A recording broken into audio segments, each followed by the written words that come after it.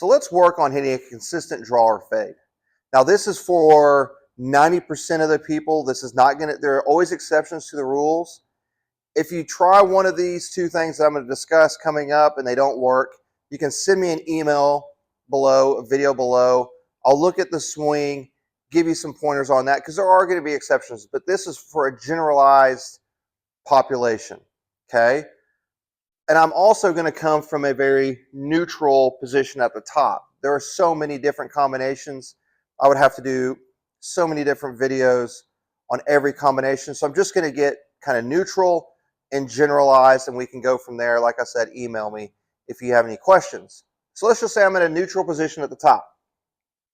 Now we're going to first cover the fade. I still have to shift. I still have to get into that lead side. Okay, now from here, I need to have the club come from what I call a neutral position, which is the club being right in between my forearms. This would be a shallow position, right on the right on my trail forearm. But I want to come from a neutral position so it stays out in front, and that grip will kind of work down into the left, exit left, or in lefty's case, exit right. It helps to exit left easier. Now to do that, once I've shifted, I have got to feel like I rotate my shoulders faster than my lower body.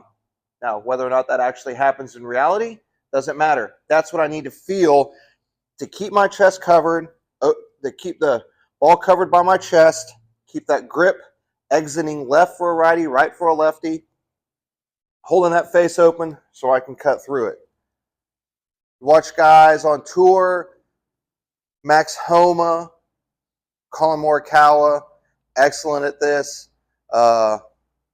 Dustin Johnson has been very good. John Rahm, very good. Wyndham Clark is another one. They rotate that chest, what seems like so much faster than their lower body to keep that grip out in front. So it's more shoulder centric. Now, if you would like to hit a draw, again, neutral position here. We're still shifting. This is when it's going to change as far as what you control it with. Because now we need to kind of get it a little bit more shallow to deliver it a little bit more from the inside. But we don't want to drop it down here and get it stuck. Now we just got all sorts of problems. We don't want it to go below our right forearm. That is kind of the cutoff point. Neutral position, shift. Now, once I've shifted, I have to use my lead side, my lead, I call it lead core, knee to ribs, to then rotate faster and leave my shoulders behind so that now it's being delivered more from the inside, giving me space to release out, get that club going out, and release through for a draw. So again, we're still shifting first. We're still shifting into that front foot.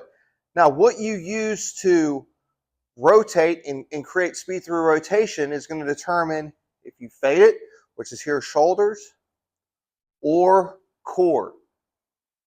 Obviously, the best example of somebody who hits the draw is going to be Rory McIlroy. Probably does it better than anybody.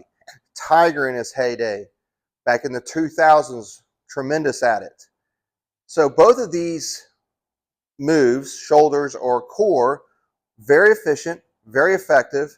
And if you come from this position, then you're able to work the ball left and right, or right to left, easily just by changing what you rotate faster.